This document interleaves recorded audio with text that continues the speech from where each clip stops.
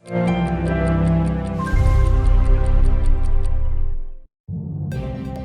don't have a closer ally. U.S. President Joe Biden welcomed British Prime Minister Rishi Sunak to the White House on Thursday and agreed to deepen close economic ties in what they called the Atlantic Declaration, pledging to accelerate the clean energy transition and strengthen critical supply chains. Thank you for welcoming me to the White House. The agreement between the two countries was described as a first-of-its-kind economic partnership that mapped out future cooperation on issues such as artificial intelligence and other economic and commercial relations.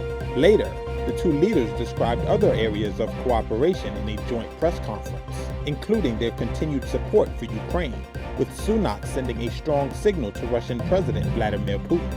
There is no point trying to wait us out. We're not going anywhere. We will be here for as long as it takes.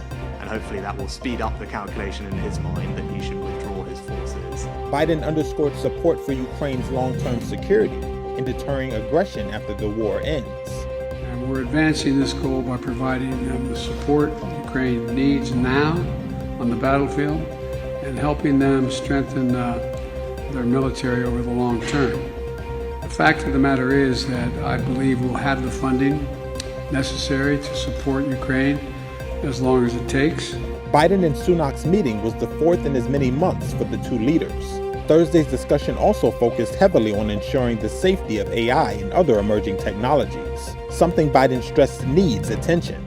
We're going to do more on joint research and development to ensure the future we're building remains fundamentally aligned with our value set in both our countries. Biden and Sunak also agreed to launch a new civil nuclear partnership as part of their clean energy cooperation, which will include setting up new infrastructure over the long term and cutting reliance on Russian fuel. A report from the Wall Street Journal on Thursday said China has reached a secret deal with Cuba to establish a spy facility on the island nation. But the Biden administration was quick to cast doubt on the report. Here's Pentagon Press Secretary and Air Force Brigadier General Pat Ryder. I've seen that reporting. I can tell you based on the information that we have that is not accurate, that we are not aware of China and Cuba developing any type of spy station. Separately, I would say that the relationship that those two countries share is something that we continuously monitor. I would say that as you've heard us say many times, China's activities both in our hemisphere and around the world, any concerning activities are something that we will continue to watch closely. But in terms of that particular report, no, it's not accurate. Cuba's government also cast doubt on the report, with Vice Foreign Minister Carlos Fernandez de Casio calling it a U.S. fabrication meant to justify Washington's decades-old economic embargo against the island. A spy installation in Cuba, which is roughly 100 miles from Florida, would allow China to gather electronic communications from the southeastern U.S., which houses many U.S. military bases. Beijing would also be able to monitor ship traffic, the newspaper reported, citing U.S. officials familiar with classified intelligence. That is a concern of Jagannath Singh Karan, an assistant professor in the Lyndon B. Johnson School of Public Affairs at the University of Texas, who conducts research on China's military. I think the even more scarier part is the electronic intelligence aspect, right? How ships work, in what frequency the ships and the ship-based, carrier-based aircraft communicate on. How do these radars work? Right? I mean, so you're trying to get all this information in. That's very tough to get, especially if you're far away from the main operating base. So that shift, that ability to observe over a long time and to make a map of how U.S. military assets communicate would be probably much more important if this comes into play. According to the Journal report, China and Cuba have reached an agreement in principle, with China to pay Cuba several $1 billion to allow the eavesdropping station. A spokesperson for the Chinese embassy in Washington said it was not aware of the case and couldn't give a comment right now. The Journal said U.S. officials declined to provide more details about the proposed location of the spy station or whether construction had begun. The reported deal comes as Washington and Beijing are taking tentative steps to soothe tensions that spiked after a suspected Chinese high-altitude spy balloon crossed the United States before the U.S. military shot it down off the East Coast in February.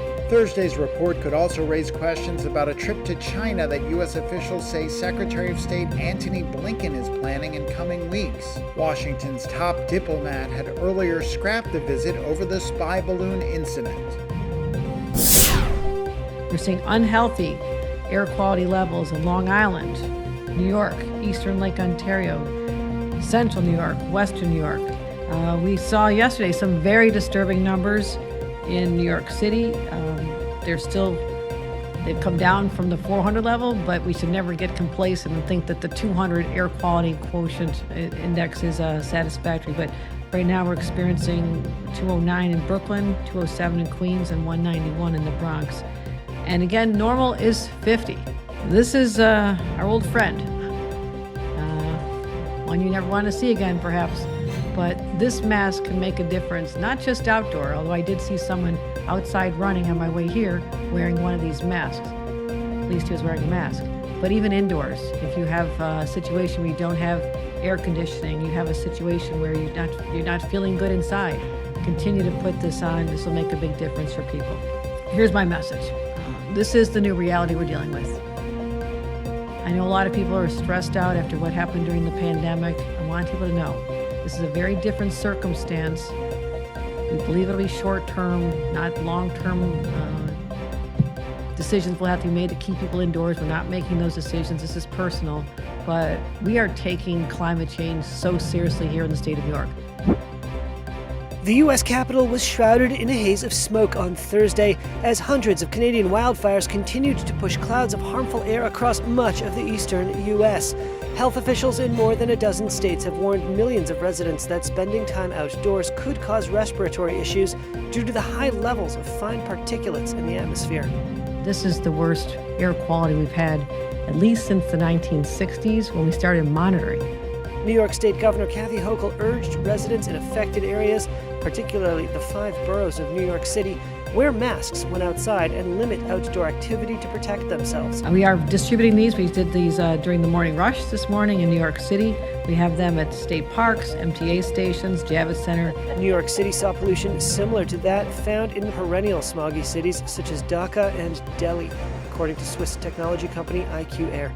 Winds are carrying the smoke south from Canada, which is experiencing its worst ever start to the wildfire season on record. Thousands of Canadians have been forced from their homes, and the country's Minister for Emergency Preparedness said about 9.4 million acres have already burned, roughly 15 times the 10-year average. We already have 600 American firefighters on the ground and been there for a while in Canada, including hotshots and the smoke jumper crews. U.S. President Joe Biden on Thursday said he'd spoken with Canadian Prime Minister Justin Trudeau about the crisis, and hundreds of U.S. firefighters and equipment were assisting Canadian crews battling the blazes. Biden urged residents to heed health warnings. It's very important that affected communities listen to the guidance of their state and local officials from this point forward. The wildfire smoke in Washington forced Biden's White House Pride Month celebrations to be postponed, according to officials, moving the event from Thursday evening to Saturday. Smoky conditions are likely to persist until Sunday, when a new storm system shifts the direction of prevailing winds. The U.S. Supreme Court on Thursday handed a major victory to black voters who challenged a Republican-drawn electoral map in Alabama. Conservative Justices John Roberts and Brett Kavanaugh joined the court's 3 liberals in a 5-4 ruling that said Alabama violated a landmark federal law prohibiting racial discrimination in voting. A group of black voters joined by advocacy groups sued the state, claiming an electoral map approved by Republican lawmakers diluted the voting power of black Alabamians in violation of a bedrock U.S. civil rights law, the 1965 Voting Rights Act. Alabama sends 7 U.S. representatives to Congress, but while African Americans make up more than a quarter of the state's population, the map gave them a majority in only 1 of the 7 districts. Rights groups argued the map violated Section 2 of the Voting Rights Act, a provision aimed at countering measures that result in racial bias in voting, even absent racist intent. Representation matters, and this is a case about fair representation. The court heard arguments in October. Attorney Abba Khanna represented some of the plaintiffs. This is one of the most important redistricting cases to come before the court in a long time. The fundamental promise of our democracy requires that every voter, regardless of race, be given an equal opportunity to participate. Alabama's Solicitor General argued that in order to create another district with a black voting majority would mean prioritizing certain voters over others, a form of discrimination. We explained to her this is a prohibition on discrimination, a requirement to discriminate, and Section 2 has never been applied to require or guarantee some sort of maximal outcome for any racial group. Simply needs to be equally open plan for all groups. Thursday's ruling came as something of a surprise. The conservative court, led by Roberts, has in the past decade struck down key parts of the Voting Rights Act, to the dismay of voting rights groups and Democratic voters. Under Chief Justice John Roberts, the court eliminated a part of the VRA requiring states with a history of discriminating against black voters to receive federal government approval before making changes to voting procedures. In a major 2019 ruling, the Supreme Court barred federal judges from curbing a practice known as partisan gerrymandering, where lawmakers draw districts that favor one political party. Democrats have accused Republicans of pursuing policies at the state level that intend to suppress the vote of racial minorities, many of which tend to vote Democratic.